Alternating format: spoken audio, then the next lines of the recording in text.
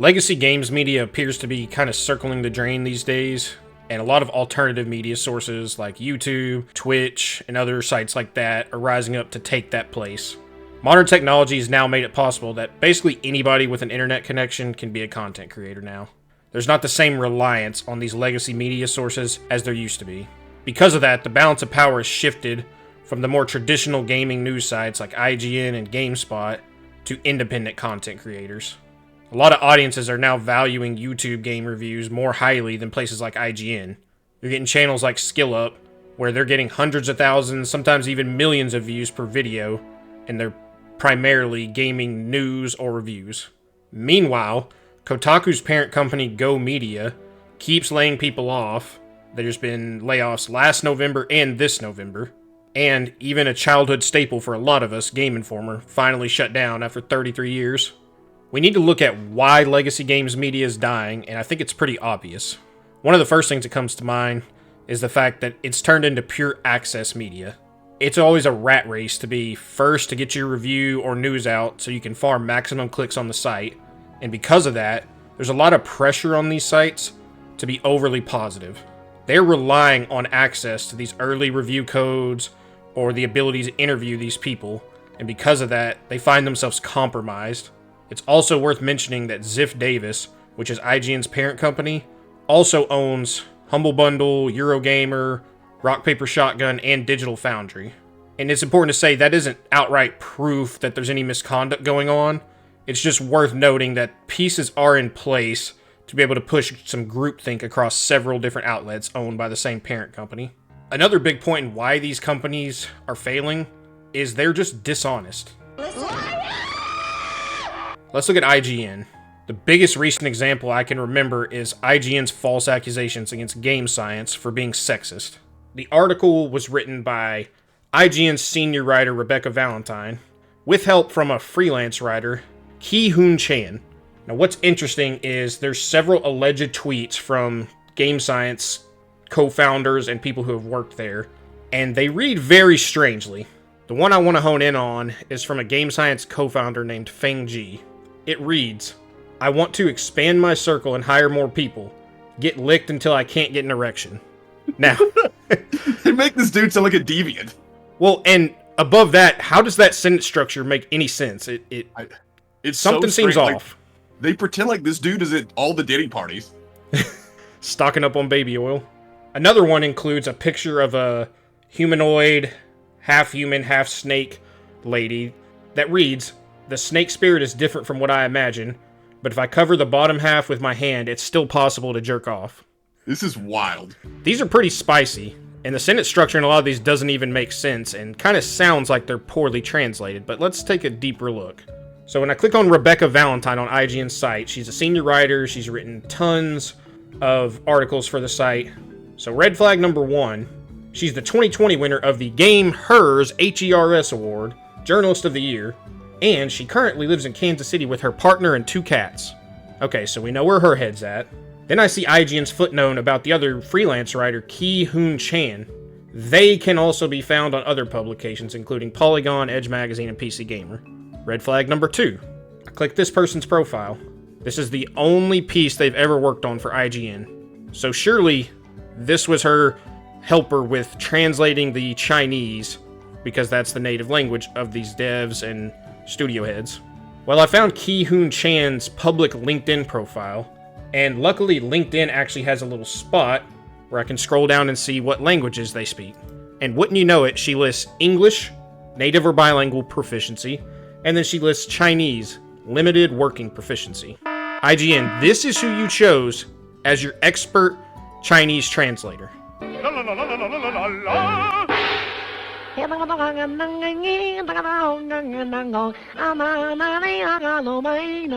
the pieces all fall into place when you look at the fact that this person already shares the same political ideology as IGN and their other writers, but also has the added benefit their name is very obviously Asian sounding, which is just an appeal to credibility with their viewers.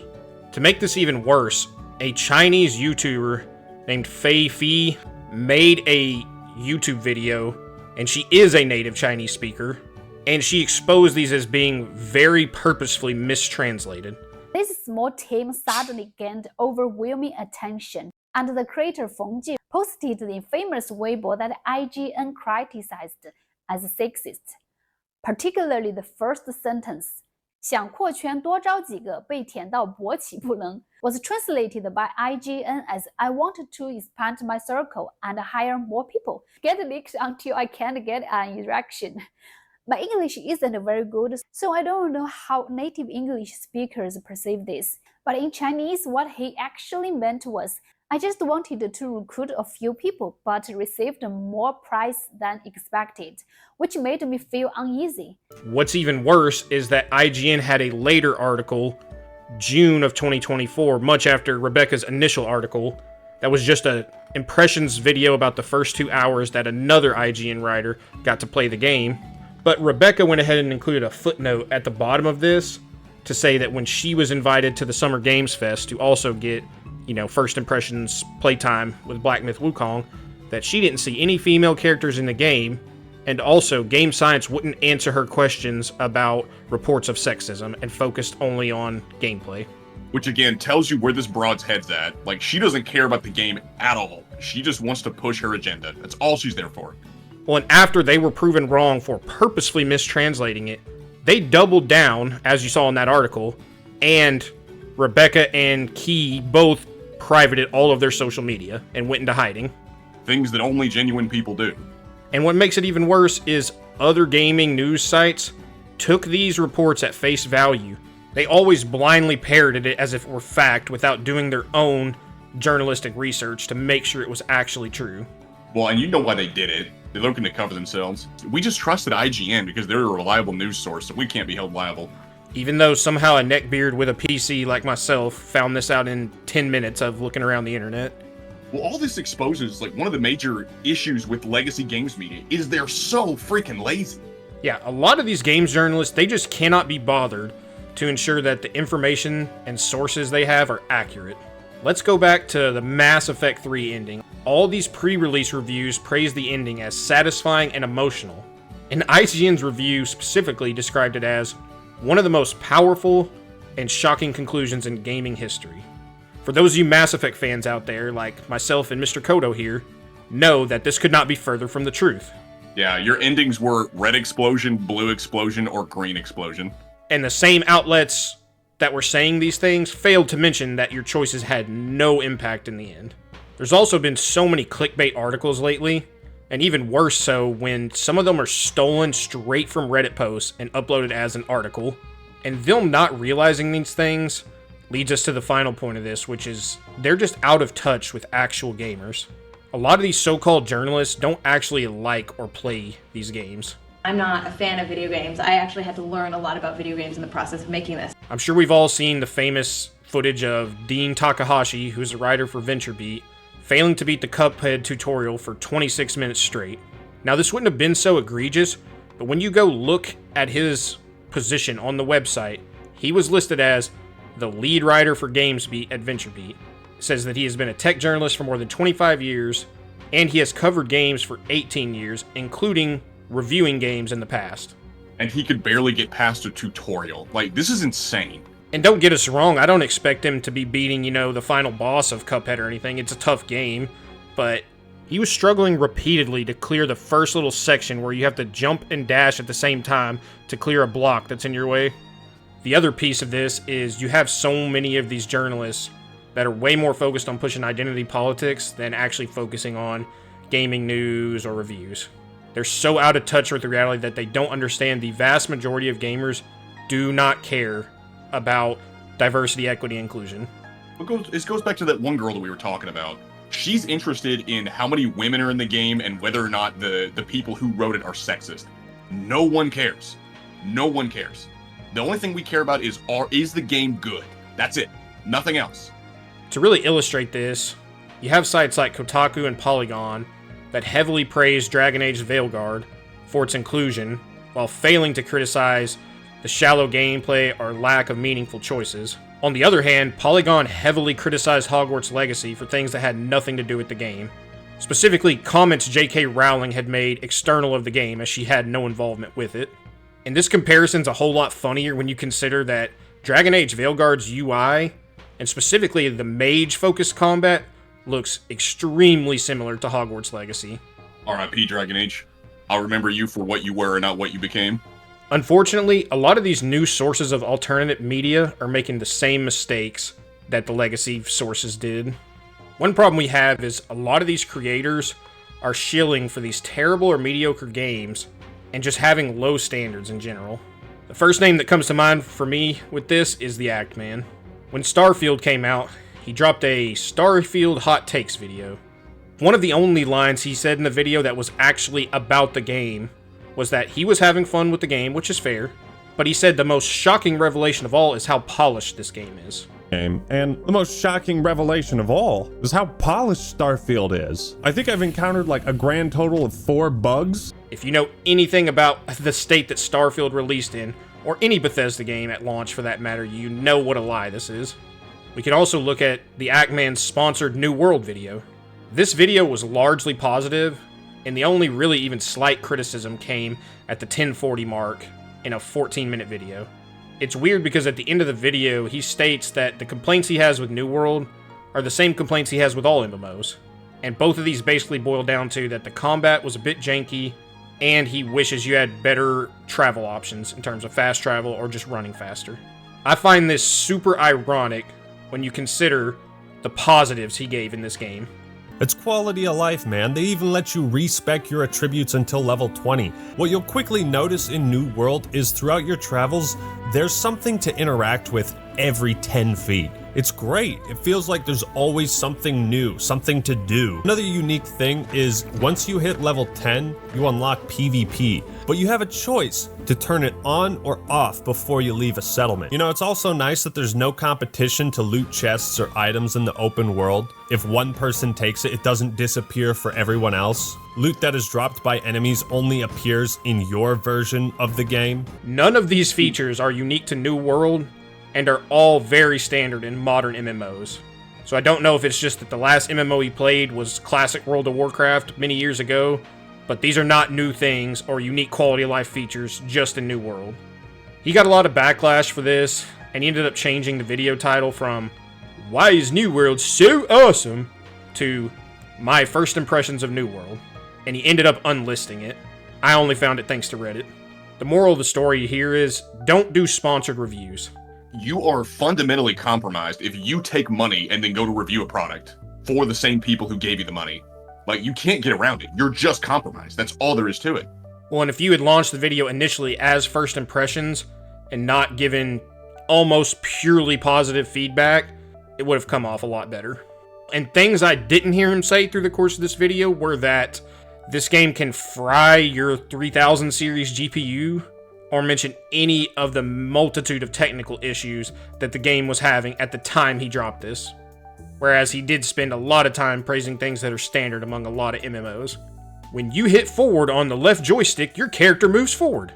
All trolling aside, he literally said that when you swing your weapon and hit stuff, it levels up. And you level up your weapons just by whacking things. Oh, that sound effect. So satisfying. You don't say! This is the level. He's the gold standard now. 2 million It's subs. insane. It's insane. Doesn't anyone notice this? I feel like I'm taking crazy pills! This and other reasons is why I've come to the conclusion, your average person's a child. It's insane. The people are retarded. He also did a sponsored review of a mobile game, but I can't really say too much about it because he got cooked so hard by his community that he took it down, and I couldn't even find it unlisted. Always a good sign when your community bullies you into taking a video down. Well, it's not like we haven't gotten our fair share of backlash. Our Elden Ring video, like, it's got, what, 65% like ratio? So people hated it, but we believed what we said, so we kept it up. And we stood on business in the comments section and told anyone who disagreed that they worked at Burger King. You can always count on us, folks. Delivering the real content. Although, in fairness, people who actually brought valid criticisms to the table got fair responses, so take it for what you will.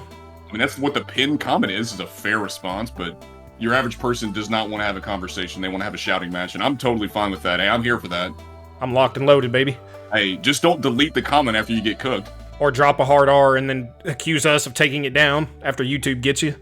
Another mistake I keep seeing these creators repeat from legacy media, they tend to be very safe and neutral with their opinions, and just sitting on the fence rather than giving a real opinion. One of the creators I think embodies this the most is CohhCarnage. Just listen to what he had to say after playing 8 hours of Dragon Age the Veilguard. And if you take it exactly for what it is fine. The total package, if you can bear with the bad parts, is not a bad game. But if you are playing Dragon Age Veilguard for the immersion, for the immersive dialogue, for the same reasons you super enjoyed Baldur's Gate 3, you can't hate on someone for not liking this game. Yeah, if you just ignore all of its flaws, it's fine. What's the issue? Well, and this video comes off as he's trying extremely hard to be neutral, and that's not what audiences want. It's not what I want, it's not what you want, it's not what I think most people want. We want you to keep it real and give your real opinion. Wait, if the game sucks, just say it sucks. But it's also not valid to say the game is complete garbage. Objection! Well, and just to note, at the beginning of this video, he mentions that he streamed 8 hours of Veilguard, and that the first 2 hours of it were a sponsored stream with EA. This even more so calls into question whether his opinion is actually genuine or not.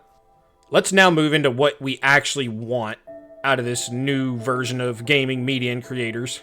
And I think a big thing is honesty and transparency. We just looked at some people with some pretty crap opinions, but let's also say you're allowed to have bad opinions, as long as you're honest about your thoughts. I wish people had the nuance to realize that just because you like something doesn't mean it's good. That there's a difference between things being good and you liking something.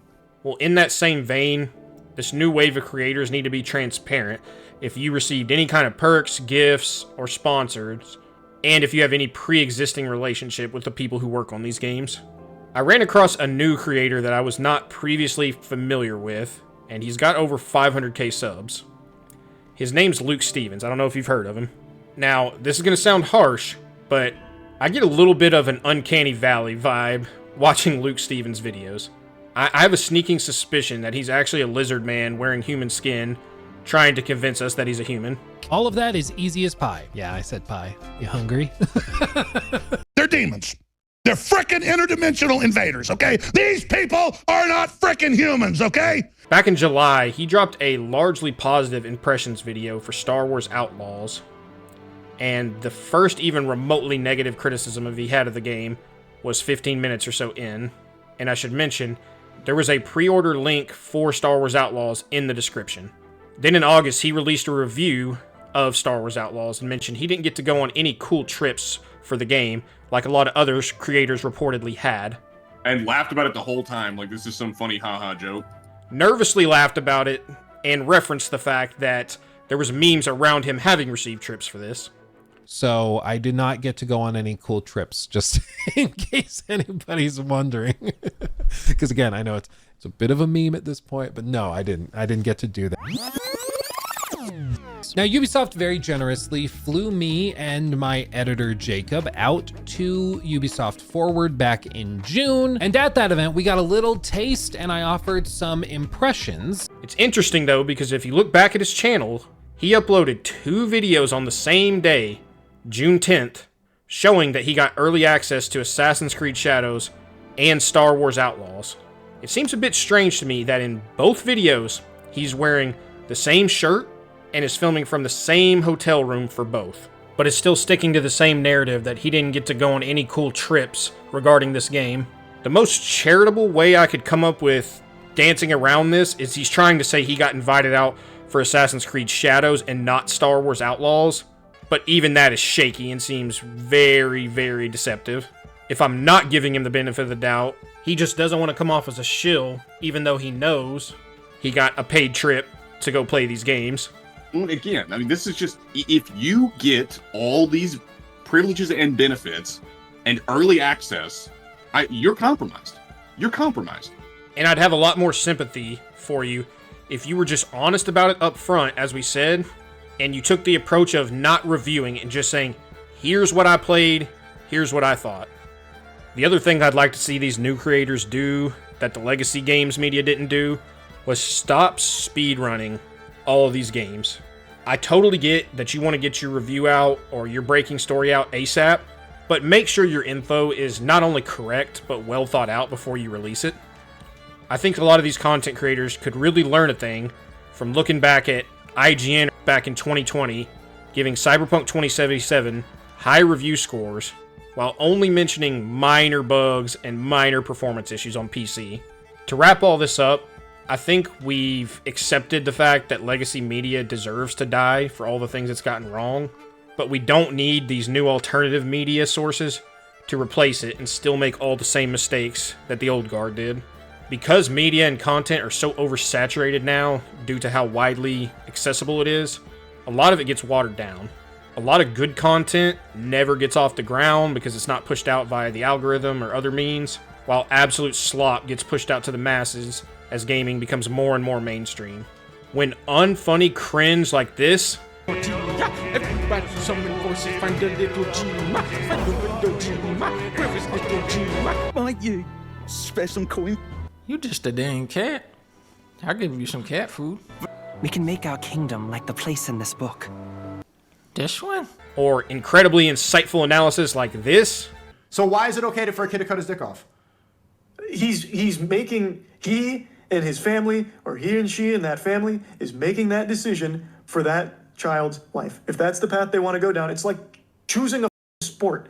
Uh-oh, retard alert! Retard alert, class! Gets millions of views. I fear society is doomed. My hope is that someday we can collectively raise our standards for the content we consume. But given that Jake Paul boxing a 58-year-old Mike Tyson just got over 60 million views last weekend on Netflix, I will not hold my breath.